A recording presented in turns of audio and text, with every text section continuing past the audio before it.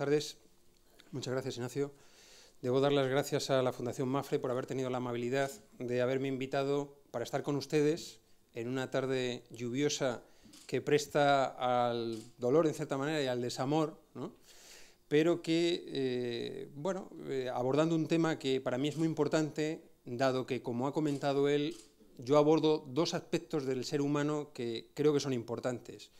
Uno es el dolor físico y, por otro lado, el dolor más psicoafectivo, más emocional, más existencial. Cómo se pueden conjugar los dos dolores, el físico y el existencial, y qué producto da todo ello y qué tiene que ver esto con el desamor. Y voy a tratar de hacer una charla lo más amena posible desde este punto de vista, tratando de buscar la complicidad en todos ustedes, en una breve charla para luego dejar un turno de coloquio y preguntas que yo creo que es lo que es realmente interesante. Como les digo, mi experiencia es una experiencia clínica de muchos años de ejercicio como médico de familia en Madrid, soy de Madrid, y por otro lado, pues desde un punto de vista erudito, como historiador de la ciencia y concretamente dedicándome a un campo muy importante desde mi perspectiva, que es la antropología médica. Como ha comentado Ignacio, pues me siento heredero de don Pedro Lain Entralgo y realmente pues todos los estudios antropológicos y antropológicos sobre la enfermedad y sobre el dolor, pues realmente ese es mi campo de trabajo. Por lo tanto, auno lo clínico con, digamos, lo más filosófico, erudito o del pensamiento. Pero no quiero que la charla sea nada erudita, quiero que sea lo más cercana posible. Por lo tanto, si se dan cuenta ustedes, el título, El dolor y el desamor en el ser humano, visión holista y fenomenológica de los sentimientos. Porque a mí me importa mucho el tema de los sentimientos. No olviden que soy médico y, por lo tanto, como ustedes saben, el mejor medicamento es el propio médico. Y, por lo tanto, depende cómo el médico ejerza sus acciones, podemos ser terapéuticos o, por el contrario, podemos ser iatrogénicos y, en vez de curar, empeorar o complicar más las cosas. Por lo tanto, voy a dar una visión más desde un punto de vista fenomenológico de lo que es el dolor, de lo que es el sentimiento y de lo que es el desamor y cómo pueden repercutir en las enfermedades. Yo siempre me gusta comenzar con una cierta visión tetraédrica del ser humano. Ustedes pueden pensar que esto es algo anecdótico, pero es muy importante y desde el punto de vista clínico y del ejercicio profesional del médico en ejercicio práctico es fundamental tener esta visión.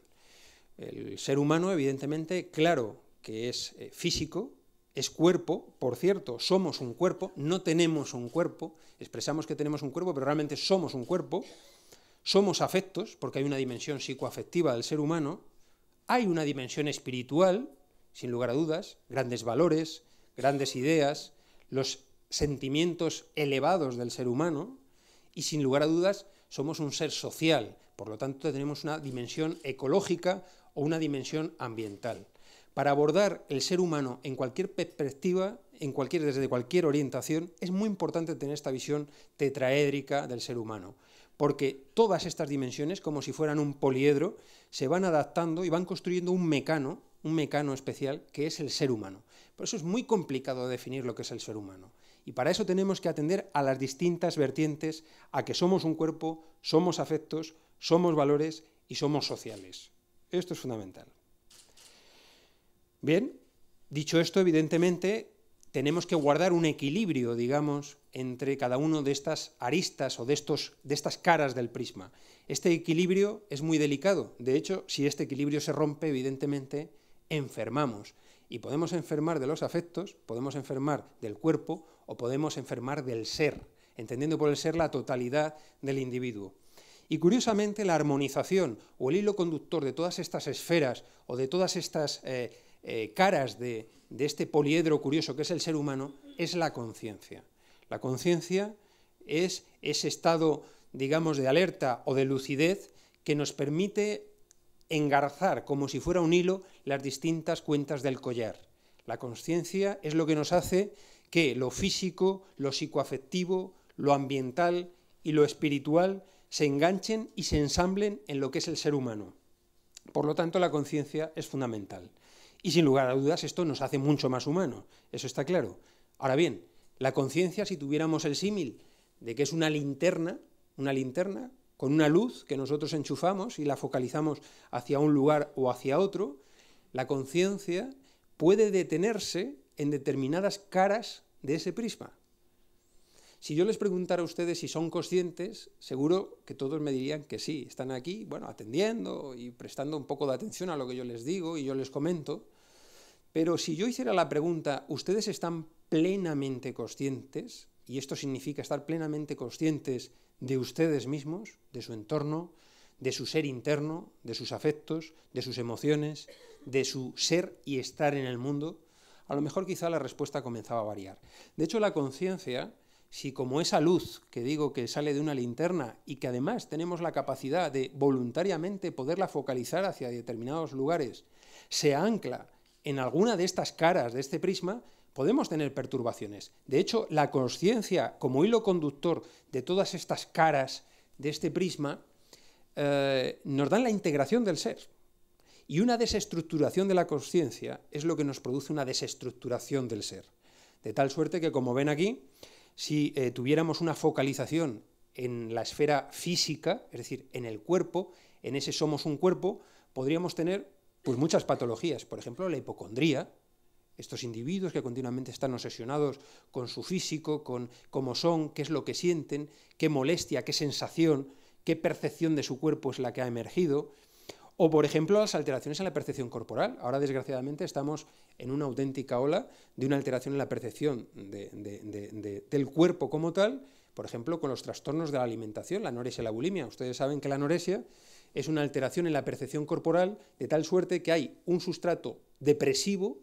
De hecho, todos los sujetos que tienen anorexia tienen un trastorno depresivo, pero se produce por una alteración en la percepción corporal. Por eso ellos y ellas, cuando se ven gordos delante de un espejo, estarán muy delgados, pero su alteración en la percepción corporal les hace verse absolutamente con sobrepeso, gordos, obesos, etc. Pero también se puede esa consciencia focalizar en el aspecto psicológico. Y esto nos puede llevar a verdaderas perturbaciones, trastornos de ansiedad, trastornos depresivos, trastornos obsesivos compulsivos. Y también la consciencia se puede focalizar en la dimensión espiritual, en la dimensión ambiental. Hay consciencias que están continuamente en un sistema de valores idealizado, con lo cual los individuos están fuera de la realidad, no pisan la realidad, están fuera de sí. Y por lo tanto entramos en una dimensión espiritual donde toda la consciencia está hacia afuera, hacia el mundo de las ideas. O la consciencia con una dimensión muy ambiental es la consciencia que está descentrada y vive hacia afuera, pero no hacia adentro. Son individuos que están continuamente, digamos, en una actitud de extroversión que les impide estar consigo mismo. Por lo tanto, lo importante en esta visión tetraédrica del ser humano es tratar de coordinar y armonizar todas las esferas del ser para que estemos, como he dicho anteriormente, en armonía con esa consciencia que nos hilvana todo el ser humano y el ser mismo. Bueno, si tuviéramos que definir el dolor, claro, yo soy médico, ¿no? Entonces hay una definición fisiopatológica clara que es esta, pero que es muy interesante, que es que el dolor es una experiencia sensorial y emocional desagradable asociada o no a una lesión. Esto me pueden decir ustedes y yo tendría que decir si tienen razón. Es una visión fisiopatológica, una visión científica, una visión organicista, materialista del dolor. Es verdad, es la que manejamos los médicos. Pero aquí hay un elemento muy importante que es cuando dice experiencia sensorial y emocional. Es decir, ya reconocemos que haya lesión o no haya lesión, en el dolor hay varios tipos de dolor, como veremos, no solamente el físico, y se produce una experiencia en el mundo de los sentidos, de la percepción y de las emociones. Les voy a poner un ejemplo que ustedes lo van a entender. Si yo tengo mucho dolor, yo puedo tomar opiáceos, derivados de morfina. Y curiosamente yo siento el dolor, pero el contenido afectivo del dolor lo pierdo. Es decir, la morfina, los opioides, lo que hacen es, por decirlo de alguna manera, anestesiar mis afectos, anestesiar la emoción, de tal suerte que yo sigo sintiendo y percibiendo el dolor, pero he quitado toda la dimensión, digamos, emocional o afectiva del dolor. Esta, digamos, es la definición más clásica con la que nos desenvolvemos, sobre todo los médicos, ¿no? Y claro, como les digo, hay distintos tipos de dolor. Seguro que aquí en esta sala todos tenemos alguno de estos. Y si no hay alguno de estos en algún momento, posiblemente es que no estamos vivos, porque la vida también consiste en dolor. Es decir, la vida no todo es placer y no todo es hedonismo, sino que la vida es estrés, es tensión y por lo tanto también es dolor. El dolor físico que siempre suele estar vinculado lógicamente a una lesión física, es el más conocido, lógicamente. Puede tener uno una lesión articular, una lesión muscular, una cefalea, cualquier otro tipo de dolor. Este es digamos, el dolor más de andar por casa, el que todos conocemos. Pero hay un dolor psicoafectivo, sin lugar a dudas, que es el que está vinculado a una alteración psicoafectiva. Por ejemplo, un trastorno depresivo. ¿Podríamos considerar que un trastorno depresivo es un dolor psicoafectivo? Sí, porque el individuo, cuando se le pregunta, él lo experimenta y lo percibe como un dolor. El problema es que si le tratamos de decir dónde lo localiza, no lo podrá localizar en ningún lado, porque realmente sea un dolor del ser, y se vive o se percibe como un displacer, una molestia en la forma de estar y de ser en el mundo, en todos los afectos, en la forma de estar en el mundo. Claro, esto nos lleva al siguiente dolor, el existencial, y dirán, bueno, el dolor existencial esto parece que tiene un contenido como muy filosófico. Bueno, no, es que el dolor existencial existe y es aquel que está vinculado a una alteración del ser. Por ejemplo, la sensación de vacío existencial. Es decir, los filósofos en el siglo XIX y principios del siglo XX, grandes filósofos procedentes de la fenomenología, Kierkegaard, Jaspers, describen perfectamente el dolor existencial como esta sensación de vacío. Nada tiene sentido en mi vida. Y cuando hay algo que carece de sentido, cuando hay una existencia que carece de sentido, el ser humano tiene dolor, tiene displacer. Pero curiosamente estos tipos de dolor tienen correlaciones. Es decir, no son compartimentos estancos. Ustedes pueden tener un dolor físico que siempre produce una perturbación psicoafectiva y que curiosamente puede llevar a un vacío existencial y a un dolor existencial. Aquí les he puesto un ejemplo. Hay una lesión de un nervio que es el trigémino, que es un nervio que pasa por la cara, por la zona de la órbita ocular y la zona de la mandíbula y de la cara, que es una de las neuralgias y de los dolores más brutales que existen. Tan brutales que el índice y la prevalencia de suicidios en las personas que tienen neuralgia del trigémino es muy elevada. Cuando una persona se suicida porque tiene una neuralgia del trigémino, y no se lo exagero, eso es así, es porque ha llegado a una situación de dolor existencial. Su dolor físico le ha ocasionado un dolor psicoafectivo, le ha ocasionado una depresión, una sensación de ansiedad, una sensación de angustia, y lógicamente ha llevado a ese dolor existencial y lógicamente con la intención de acabar con su vida y por lo tanto acabar con el dolor con su vida. Pero no lo vean esto de una manera unidireccional, porque todos los aspectos se imbrican. También de un dolor psicoafectivo podemos llegar a un dolor físico. Todos conocen las patologías psicosomáticas.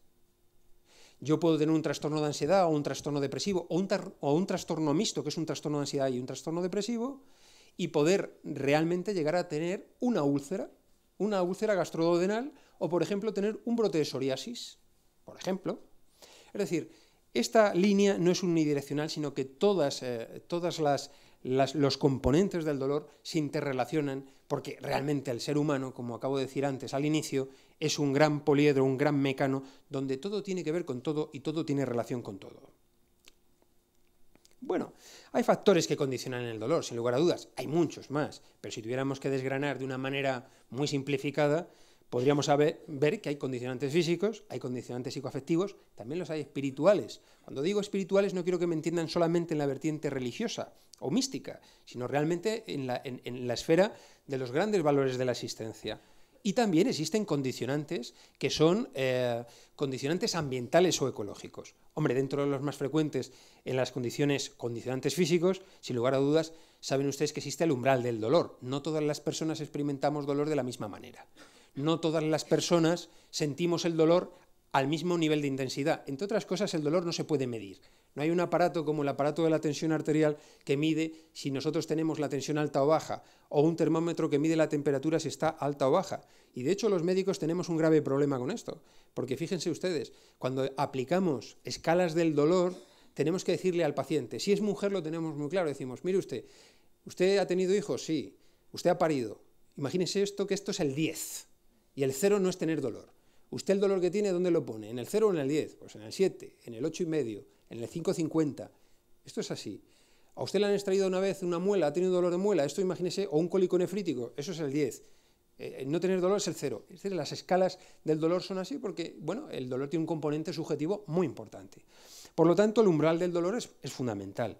Y aquí entra todo el cortejo biológico que está implicado en el dolor, desde el sistema nervioso periférico y las transmisiones nerviosas y la secreción de determinadas sustancias, tanto a nivel central del cerebro como a nivel periférico, desde las catecolaminas, que son la adrenalina, la noradrenalina, sustancias neurotransmisoras como la serotonina e incluso los niveles de endorfina. Sabrán ustedes que el cerebro, sobre todo en determinadas zonas cerebrales, secretan sustancias, moléculas que son exactamente idénticas o muy similares a la morfina, que por eso se llaman endorfinas, es decir, morfinas internas. Curiosamente, endorfinas que se liberan en determinadas situaciones placenteras. Por ejemplo, los individuos que hacen ejercicio de manera muy rutinaria liberan endorfinas. Por eso cuando dejan de hacer ejercicio le preguntas y se sienten raros. ¿Están raros porque han perdido el hábito del ejercicio o porque realmente su organismo se ha acostumbrado a un nivel determinado de endorfinas y ya su cerebro no lo secreta? Ese es el tema que hay que dilucidar.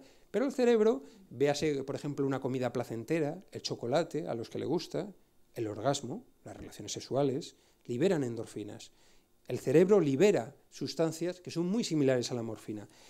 Por supuesto, todo esto tiene que ver con todo el cortejo, digamos, orgánico o biológico que está implicado en el dolor, con las distintas sustancias y neurotransmisores que vinculan este tipo de sensaciones. Pero hay temas que quizá a lo mejor están menos tratados. Por ejemplo, los condicionantes psicoafectivos. La estructura de la personalidad. Todos hemos visto personas que son quejicas. Este es quejica, se queja por todo. Es decir, hay estructuras de personalidad más lábiles que, por lo tanto, alteran su escala del dolor y su umbral del dolor. Por lo tanto, la personalidad, evidentemente, condiciona el umbral y la percepción del dolor. Pero es que el nivel de expresión y comunicación también. Ustedes verán, por ejemplo, un suicida iraní que la viuda llora desesperadamente arrojándose a los pies de la muchedumbre, con una expresividad y un histrionismo tremendamente grande, con una expresividad del dolor afectivo enormemente grande. Y a lo mejor ven una viuda del Paseo del Prado que se le ha fallecido su esposo y está callada en un dolor intenso y callado. ¿Cuál de las dos tendrá un sentimiento psicoafectivo más profundo e intenso del dolor? ¿La viuda del Paseo del Prado o la del suicida iraquí? La expresividad en las emociones condiciona la percepción del sentimiento y la percepción del dolor. Por lo tanto, esto es muy importante. La integración de las emociones, los apoyos exteriores, todo esto son temas que sí condicionan de manera directa la expresividad del dolor. Y, por supuesto, otros temas. Creencias religiosas o valores personales, proyectos de vida. Nosotros sabemos por la experiencia oncológica que los pacientes terminales oncológicos que tienen una perspectiva de vida de menos de 6 meses en adelante, si tienen un sistema de valores profundo y sólido, tienen una tolerancia al dolor y a la sintomatología mucho mejor. No significa tener creencia en un ser supremo, es decir, no estoy hablando de creer en Dios. Puede ser simplemente creer en un ideal, creer en un gran valor, creer en la sociedad, en los grandes valores de la humanidad. Por eso digo que no solamente es la creencia mística o religiosa de la creencia en Dios, sino también es la creencia en los grandes valores profundos de la existencia. Por lo tanto, esto sí condiciona el dolor, la percepción del dolor, cómo se vive el dolor. Condicionantes ambientales, fundamental. Si tenemos un apoyo psicosocial importante, la tolerancia al dolor y la percepción del dolor cambian. Y factores antropológicos. Miren ustedes, cada vez se hacen más estudios de lo que se denomina medicina transcultural. ¿Qué significan? Si yo les hiciera la pregunta, ¿ustedes creen que una cefalea, una migraña en Vallecas es lo mismo que una migraña en Bombay? Pues no, la percepción es distinta, porque el síntoma, el dolor, tiene una plasticidad y se va modificando en función, como hemos visto antes, de la estructura de la personalidad, de la estructura psicológica, psicoafectiva, y también de los condicionantes antropológicos. Es decir, las culturas, curiosamente, el umbral del dolor se modifica. Les voy a poner un ejemplo, no sé si habrá aquí en la sala, y si hay aquí alguien en la sala pido disculpas, pero es que esto es así. Los ciudadanos mexicanos, si son varones, tienen un umbral al dolor muy bajo. Es decir, se quejan mucho. Es curioso, ¿no? Pues esto se ha estudiado. ¿Por qué? Hay una serie de condicionantes psicológicos y antropológicos que condicionan que ese umbral del dolor esté bajísimo. Y curiosamente, otras etnias, otras culturas, como pueden ser las culturas más orientales, por ejemplo la japonesa o la china, las asiáticas en general, tienen un umbral al dolor mucho más alto porque estos condicionantes psicológicos, educativos, que son muy importantes también, y étnicos y culturales, condicionan la percepción del dolor de una manera muy importante. Por lo tanto, esto es así. Pero es que fíjense ustedes, también en el nivel socioeconómico, me van a decir ustedes, ¿pero qué dice este hombre? Pues sí, nosotros lo vemos en la consulta todos los días. Dependiendo del nivel sociocultural que tengan y socioeconómico el individuo, hace un uso de los servicios sanitarios más o menos. Y muchas veces la percepción de la enfermedad, sea dolor, el síntoma o cualquier otra patología o otra enfermedad, está condicionada. Por lo tanto, como ven, todo tiene que ver con todo, volvemos con el mismo mensaje, y todo se imbrica y se interrelaciona de una manera importante. Pero como he dicho antes, vamos a abordar el dolor en lo que tiene que ver de relación con el desamor, y desde luego donde hay mucho sentimiento, como decía Da Vinci, hay mucho dolor. Normalmente hay pasión, ¿no? Pasión. Bueno, el amor está claro que es un sentimiento, es evidente. Si tuviéramos que definir el dolor, el amor desde un punto de vista molecular, cosa que está definido, porque los psiquiatras y los bioquímicos definen el amor desde un punto de vista molecular, pues evidentemente es posible, pero lo que sí está claro es que desde el punto de vista fenomenológico, es decir, desde el punto de vista de la experiencia, el amor es un sentimiento y por eso, lógicamente, está en la esfera de las emociones y de los afectos, sin lugar a dudas. Y por cierto, el amor se hace pleno sentimiento en el ser humano, sin lugar a dudas. Aunque, como ven aquí, hay una relación importante con la consciencia. Hemos comenzado diciendo que la consciencia era ese hilo que hilvanaba todas las cuentas del collar de las distintas esferas o de las distintas caras de ese poliedro que es el ser humano. Bueno, pues evidentemente, claro que está en íntima relación con la consciencia. Y por eso algunos filósofos, sobre todo etólogos que estudian la conducta animal, se plantean cuestiones referentes a si los mamíferos superiores pueden tener percepción del amor. Porque llegan a tener percepción y llegan a tener, desarrollar sentimientos y, lógicamente, percepciones como animales superiores, como mamíferos superiores, muy cercanas o muy similares al hombre. Estoy hablando de grandes primates o estoy hablando pues, de mamíferos como el delfín o demás. ¿Por qué? Porque tienen un nivel de conciencia, tienen un cerebro con un importante desarrollo, sobre todo de la corteza cerebral, y por lo tanto tienen un importante desarrollo de la consciencia que les puede facilitar o facultar para tener sentimientos o percepciones de sentimientos, no voy a decir amor, pero posiblemente muy cercanas o muy similares. Pero lo que sí está claro es que el amor es un estado del ser, pero del ser entendido en su totalidad. Y normalmente siempre tiene un objeto definido. Claro, si vemos que es un estado del ser, pues es que cuando un ser humano, tiene amor y se siente con amor, evidentemente ocurren muchas cosas. Ocurren muchas cosas desde el punto de vista biológico, desde el punto de vista psicológico, desde el punto de vista psicoafectivo y desde la totalidad del ser. Aquí he puesto algunas, pero hay muchísimas más. Aumento de la energía física, hiperexcitación neuronal, aumento de la secreción de las endorfinas, de las catecolaminas, focalización del pensamiento hacia un objeto, porque, insisto, siempre normalmente hay un objeto definido hacia el que se focaliza la consciencia y, por lo tanto, hacia la que va dirigida el amor. También existe una agudización de la percepción sensorial, aparición de manifestaciones corporales. ¿Quién no está enamorado? ¿Quién no está enamorado? Cuando sentimos esa sensación por dentro de vuelco, la taquicardia, las alteraciones en la conductividad de la piel, los pelos que se ponen erizados, toda esta sintomatología y todos estos síntomas físicos, ¿no? Sin lugar a dudas, se produce una alteración en la escala de valores. La escala de valores del ser del individuo cambia totalmente. Pero, como digo, siempre suele haber asociado un objeto. A veces, en extrañas ocasiones, como veremos ahora, no. Pero normalmente sí. La consciencia, hemos dicho antes, que se puede depositar en distintas caras de este prisma y producir verdaderos problemas. Porque la consciencia tiene que estar siempre fluyendo entre todos estos distintas prismas o aristas de este gran prisma humano que es el ser humano en su totalidad. Bueno, el objeto puede estar focalizado hacia el propio sujeto. caso clarísimo es el narcisismo, ¿no? Sujetos que, por cierto, tienen una pequeña relación con los procesos de hipocondría que hemos comentado antes. El narcisismo, el sujeto que solo se mira a sí mismo. En un grado menor podría ser el egoísmo, ¿no? O bien puede estar focalizado hacia otro individuo. Puede ser el caso del enamoramiento, que es el que más podemos llegar a conocer. O a un objeto, un coche,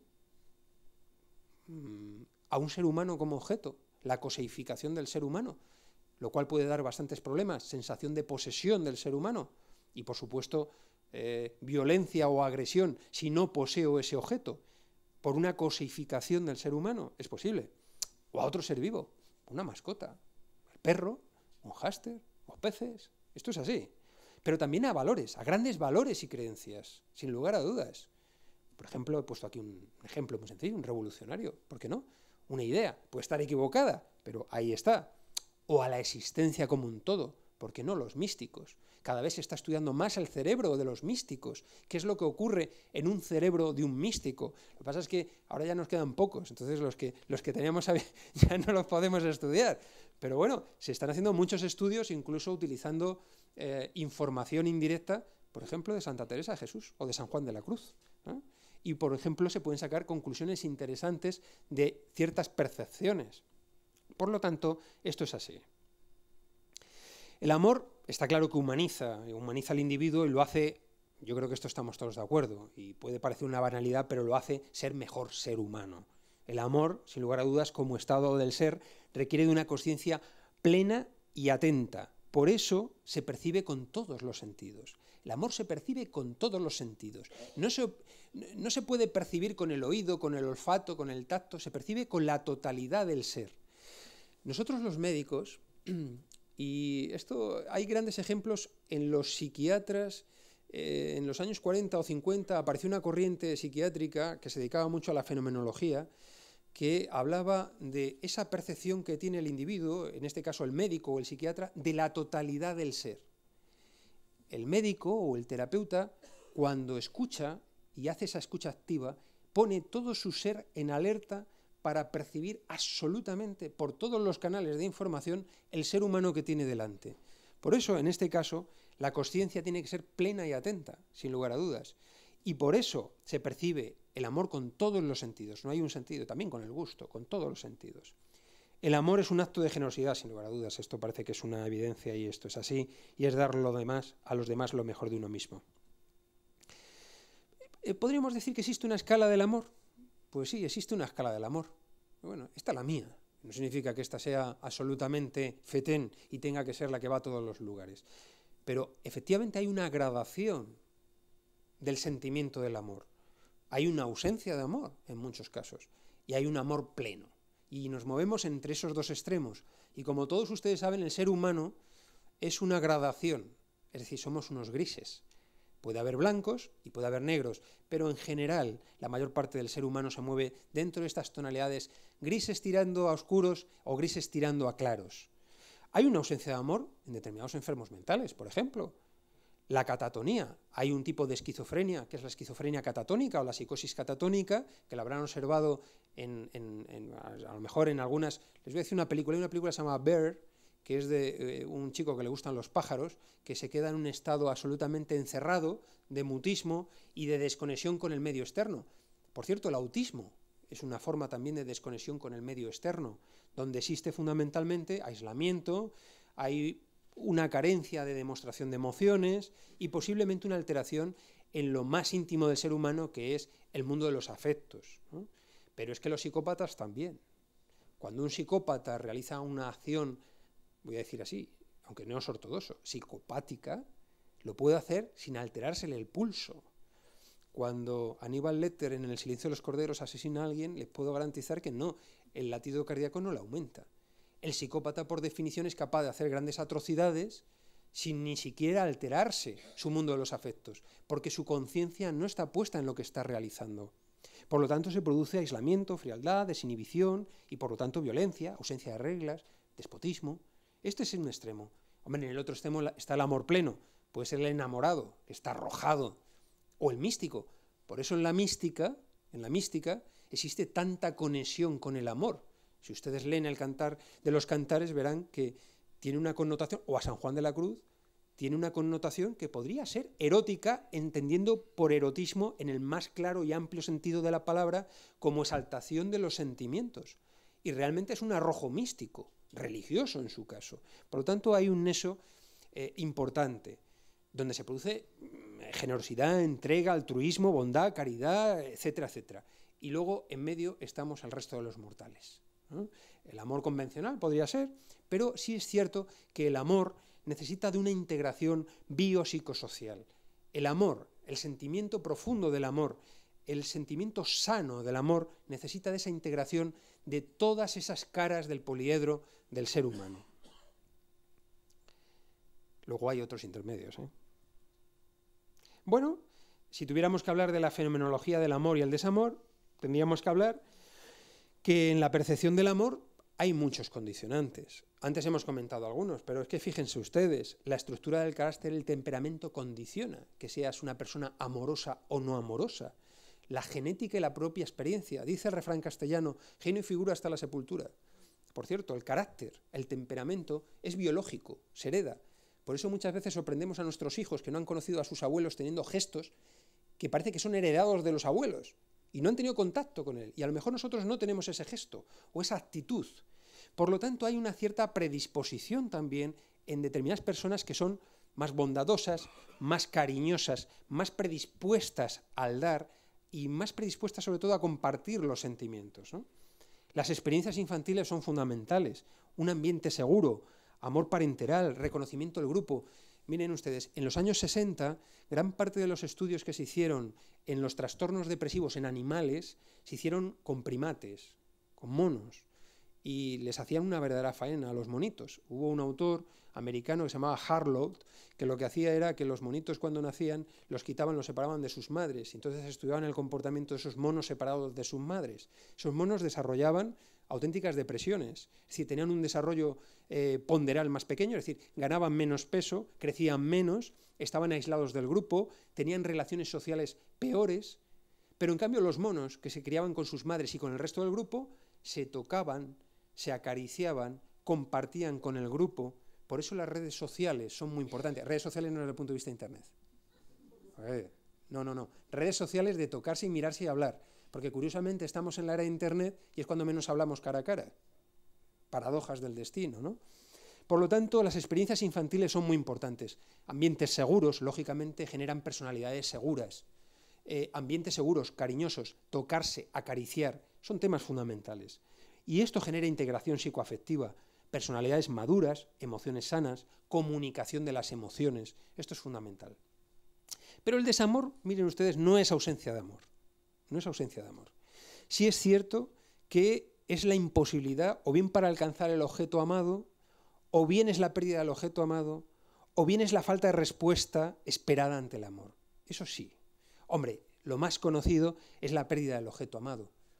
Cuando uno pierde un objeto amado, y cuando digo un objeto amado puede ser la pérdida de un ser querido, la pérdida de una mascota, o que me han robado el coche. Se produce un periodo que se llama duelo. El duelo es algo normal, fisiológico. Es más, si no hubiera duelo, eso es patológico, eso es enfermizo. De hecho, hay personas que cuando tienen la pérdida de un ser querido, no tienen el periodo de duelo, que puede durar entre 6 meses, 1 año aproximadamente, donde toda la estructura psicológica y psicoafectiva se va estructurando a la nueva situación sin ese ser querido. Cuando no se produce esto, entramos en un duelo que puede ser patológico, en una ausencia del duelo, o bien en un duelo patológico porque pasan 3 años, 5 años, 20 años y seguimos enganchados afectivamente a ese ser querido que se nos fue hace 10 o 20 años. Por lo tanto, esto es importante, es quizá el más conocido, ¿no? Si tuviéramos que hablar de los síntomas del desamor, claro, al ser médico tengo que hablar de síntomas, pues no tiene gracia, ¿no? Ya saben ustedes que los médicos, y sobre todo la ciencia, desde la época de Descartes lo ha tratado todo de clasificar, ¿no? Y todo lo que no etiquetamos parece que no existe, ¿no? La ciencia tiene una verdadera obsesión con etiquetar y poner clasificaciones absolutamente a todo, porque parece que si no, no nos manejamos bien y tenemos que saber de qué estamos hablando. Hombre, podríamos hablar de que los síntomas del desamor son muy similares a los de un trastorno mixto. Un trastorno mixto es un trastorno ansioso-depresivo. Y ahora viene la siguiente pregunta. Ustedes me pueden preguntar, oiga, ¿la ansiedad y la depresión son dos cosas distintas? Pues miren ustedes, la ansiedad y la depresión es una moneda con dos caras. Es decir, no son dos patologías distintas. Es una moneda que tiene estos dos reversos, la cara y la cruz. Una es la ansiedad, otra es la depresión. Se puede estar más triste, se puede tener más angustia. Se puede tener más ansiedad y más nerviosismo, se puede tener más melancolía. Pero forma un todo. Por lo tanto, si tuviéramos que poner esa etiqueta, el desamor está más dentro de la ansiedad y la depresión o del trastorno mixto, donde hay tristeza y melancolía, sin lugar a dudas. ¿Dónde se vive?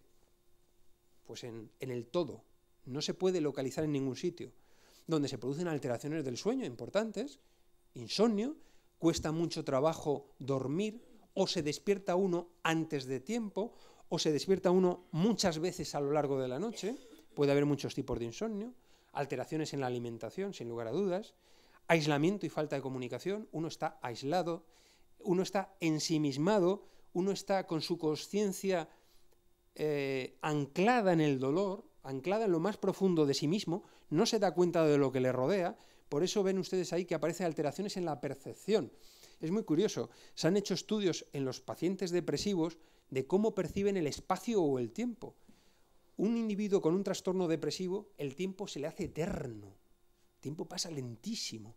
Y por cierto, los espacios se agrandan, es decir, aquella puerta la ven como lejísimos. Lógicamente les cuesta mucho trabajo movilizar energía y por lo tanto se altera el tiempo y el espacio. Y por cierto, el cuerpo, la vivencia que se tiene del cuerpo está alterada. Fíjense si está alterada, que hay un trastorno depresivo mayor, trastorno depresivo importante, severo, que puede producir un cuadro patológico que se llama delirio de Cotard, que significa que el paciente depresivo tiene delirios. Puede sentir que sus vísceras son movidas, que alguien le está moviendo el corazón o los pulmones. Y dice, bueno, esto entra dentro del trastorno esquizofrénico. No, es un delirio de Cotard posibilitado por un trastorno depresivo mayor. Por lo tanto, sí se produce una alteración también en cómo se percibe el cuerpo. Y síntomas físicos, angustia, dolor en el tórax, cabeza embotada, nudo en la garganta. ¿Por qué el corazón es el órgano del amor? Porque ¿dónde sentimos el amor? Lo sentimos precordialmente, lo sentimos en el pecho. ¿Qué hay en el pecho? Los pulmones son el aliento del aire, el aliento de la vida. Y el corazón es el órgano del amor, porque sentimos que el corazón se nos parte, nos duele el corazón. Y de hecho hay gente que muere de corazón o se infarta. Por lo tanto, el desamor es una mezcla de dolor, si pudiéramos clasificarlo, psicoafectivo y existencial. Es una extraña mezcla. Y si uno hace un análisis crítico de nuestro ambiente y de nuestra cultura y de dónde nos desenvolvemos, pues nos damos cuenta que nuestra cultura, en cierta manera, fomenta el desamor. Y lo fomenta, bueno, me van a permitir ustedes un poco haber sido arrojado desde un punto de vista de aventurar algunas posibilidades. Ustedes seguro que tienen muchas más, aparte de las que yo he puesto ahí. Pero una visión crítica te hace pensar que hoy en día los individuos tienen altas expectativas con el objeto deseado. Es decir, hoy en día la cultura en la que nos desenvolvemos, por cierto, una cultura muy tamizada y condicionada, lo hemos hablado antes, por Internet. Quiero información rápida, tengo disponibilidad para acceder a mucha información, a abrir muchos canales de información de manera rápida y muy eficaz y eficientemente. Puedo desayunar en Madrid y comer en París y cenar en India y no pasa nada. Es decir, el mundo está condicionado por la rapidez, la tecnología, y los individuos en general tenemos una alta expectativa con el objeto deseado. Queremos el objeto deseado y lo queremos tener y ya. Y hay una ausencia importante de tolerancia y frustración. Lo estamos viendo en los más pequeños, es decir, en los adolescentes y en los niños. Es decir, hay una intolerancia total y absoluta a la frustración, al dolor. Hay un cierto hedonismo. Por eso los médicos sufrimos muchas veces en nuestras carnes que queremos la pastilla milagrosa para quitarnos el sufrimiento ya. El duelo del que les he hablado antes, el duelo es una acción o un acto fisiológico del individuo, del ser humano. ¿Por qué ahora vienen los pacientes a la consulta diciendo se ha muerto mi padre, deme usted un antidepresivo? Pero si el duelo es un acto del ser humano absolutamente fisiológico y normal, que hay que desarrollar, no lo podemos quitar, no es adecuado dar un antidepresivo, pero no queremos sufrir, porque queremos ser los más guapos, los más bellos, los más estilizados, como los anuncios que salen en la televisión y además no sufrir. y además queremos tener relaciones sexuales con 80 años como si tuviéramos 20. Y esto es así, es así. Y también se está produciendo una cierta debilidad en la estructura de la personalidad. Quizá la ausencia de frustración o la ausencia de dolor, estar viviendo en ambientes muy controlados, muy absolutamente, con ecosistemas muy flexibles y muy amoldados, muy acolchados, nos hace tener una estructura de la personalidad muy lábil, con una sociedad, como digo, hedonista y bastante consumista, ¿no? Hombre, que hay un debilitamiento de los valores humanos en general, lo vemos cuando salimos a la calle y vemos que alguien se cae y nadie se acerca, porque no vaya a ser que sea mentira y me atraquen. No vamos a dar otro ejemplo. Esto es así. Los grandes valores del ser humano. Bueno, el compañerismo, la fraternidad, la amistad, los grandes valores. Estamos viendo que se están diluyendo en cierta manera. Hay un cierto individualismo en las acciones, sin lugar a dudas. Y hay una ausencia de combinación humana plena, es decir, hay una falta de coordinación del ser humano como tal, ¿no? Es curioso, pero siempre pongo esto de que los grandes avances en la ciencia y en la tecnología no llevan parejos grandes avances en el ser humano en su totalidad. Cuando uno echa el vistazo desde una manera crítica a la ciencia, podemos clonar, podemos curar el cáncer, podemos hacer que vivamos ahora, si son mujeres ustedes, 84 años, hemos aumentado la longevidad, estamos ganando tiempo al tiempo, estamos regenerando tejidos, podemos a través de células madre regenerar el miocardio que se ha infartado, e incluso podemos regenerar, en este sentido se está trabajando en este sentido, se puede regenerar en individuos que tienen lesiones medulares, pues regenerar las vías motoras para recuperar las actividades motoras. Es decir, grandes avances tecnológicos en la ciencia, pero por contra seguimos teniendo los graves y eternos problemas del ser humano. La guerra, la violencia, la esclavitud, la pobreza, la miseria. El hombre, en general, cuando se le pregunta, tiene muchas cosas en su mano, pero curiosamente no disfruta de una vida plena. Bueno, es verdad que el dolor está en nuestra vida cotidiana, eso lo he dicho al principio, en el sufrimiento escondido, en la renuncia que hacemos y culpamos al amor por la derrota de nuestros sueños, como dice Pablo Coelho, es posible. Es cierto que el dolor es intrínseco a la vida. Y es intrínseco a la vida porque efectivamente el dolor forma parte inherente de la vida. Aquí, si tuviéramos que dar, claro, si soy médico y me dicen qué sintomatología tiene el desamor y el dolor y qué tipo de remedio se puede dar, pues el dolor físico tiene remedios muy claros. Hay, como ven ahí, lo que se denomina la escala analgésica, la escala del dolor. Yo sé perfectamente cuándo tengo que pautar determinados analgésicos o determinadas moléculas y sustancias para ir consiguiendo que cada vez el individuo tenga menos dolor. Pero y en este dolor que no es de tipo físico, que es de tipo existencial, que tiene que ver con el desamor, con este cuadro de sensación de vacío, de angustia, de no haber conseguido el objeto amado, fuera cual fuera, ¿qué tipo de cosas son las que se pueden hacer? ¿Se pueden hacer cosas? Sin lugar a dudas, se pueden hacer cosas.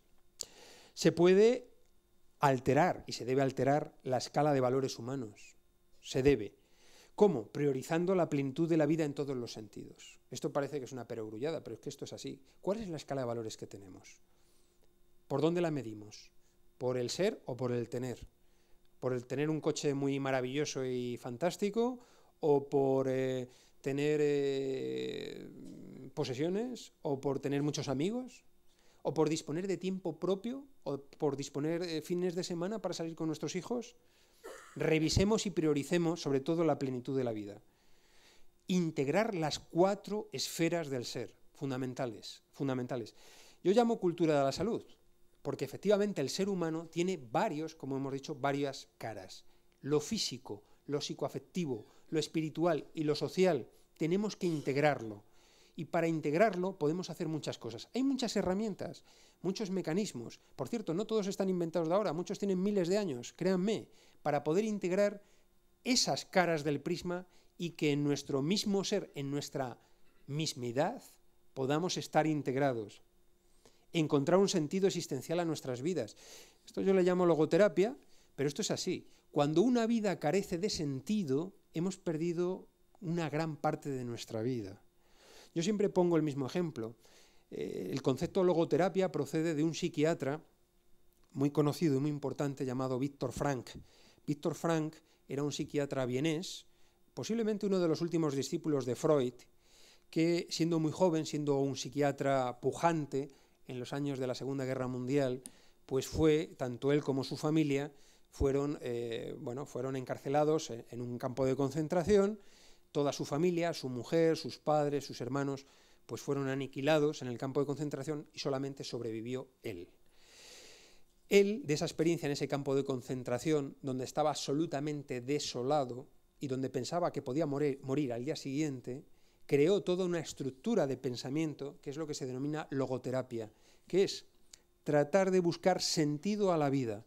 Él se dio cuenta de un hecho muy sencillo, que era el siguiente, y es que en el campo de concentración aquellos presos, aquellos individuos que estaban en el campo de concentración, que daban a los demás, que daban apoyo, que daban confianza, que daban ánimos a los demás presos, curiosamente sobrevivían mejor. Era curioso. Él empezó a observar, como buen psiquiatra, un tipo muy observador, que aquellos individuos que llegaban a los barracones, animaban a la gente, vivían con más energía, con más fortaleza, y tenía un sentido su vida. El sentido que tenían era consolar a los demás. Y por lo tanto, de esa experiencia tan sencilla y tan elemental, construyó toda una teoría psicoterapéutica que se denomina logoterapia, que es una de las técnicas más importantes que existen hoy en día para abordar los problemas del ser humano, que es buscarle sentido a la vida, porque cuando la vida carece de sentido, perdemos nuestra propia humanidad y por lo tanto enfermamos y por lo tanto, en cierta manera, dejamos de existir. Sentirse seguro uno mismo y ser generoso con los demás. Esto parece que es absolutamente claro, ¿no? Fomentar la comunicación, la formal y la emocional. Hombre, parece que he dicho que estamos en una paradoja de estar en la era de la comunicación en el momento donde más incomunicación hay. Nuestros jóvenes salen de los institutos o de la universidad y van directamente al ordenador a chatear con sus amigos y compañeros cuando resulta que hace una hora han estado con ellos. Y no se hablan. Pero sí chatean. Se meten en el Messenger y se hablan, pero no han hablado. Hemos perdido la comunicación tú a tú, cara a cara, piel con piel. Fíjense si es importante esto. Y con esto voy a tratar de terminar. Si tuviera que decir si hay una patología mental fundamental del siglo XX, por su interés, es la histeria. La histeria la estudió mucho Freud. Y la histeria, que se le llama la gran simuladora, consistía en que el individuo podía reproducir cualquier enfermedad. Se le llamaba a la histeria la gran simuladora. De hecho, una persona histérica podía simular una ceguera, una sordera, una hemiplegia, una parálisis. Y Freud fue una de las primeras personas que estudió el fenómeno de la histeria. ¿Ustedes saben por qué se producía la histeria? La histeria era un intento de comunicación del ser humano de una dolencia afectiva.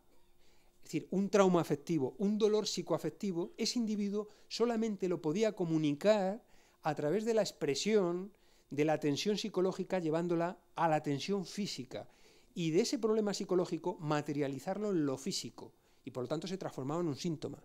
¿Hoy en día hay histerias? No hay histerias. ¿Por qué?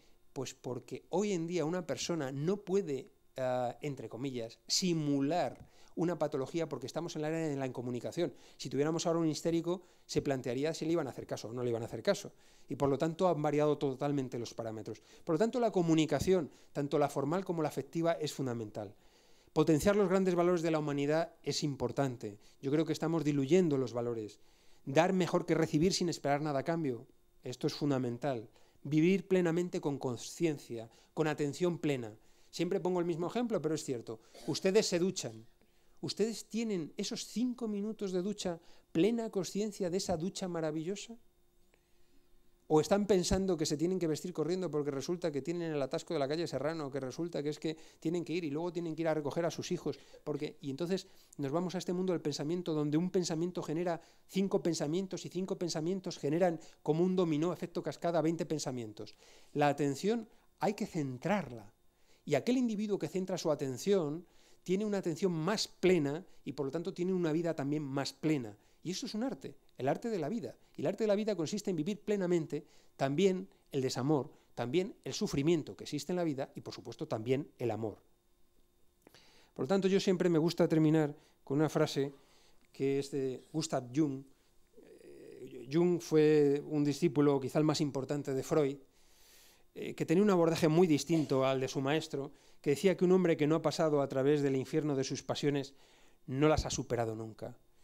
Él hablaba de buscar el sí mismo. El sí mismo es buscar lo más interno que tiene uno, buscar ese nudo, esa confluencia donde esas caras de nuestro prisma, donde esa visión tetraédrica del ser humano confluyen y se concitan. Aquel ser humano que es capaz de vivir sus desamores, que es capaz de vivir sus dolores con plenitud, con total consciencia, y toda su vida con total consciencia, tanto su amor como su desamor, tanto su amor como su placer, sin lugar a dudas, habrá pasado, sin lugar a dudas, ese Rubicón y ese infierno personal. Y por lo tanto estaremos viviendo con plenitud total.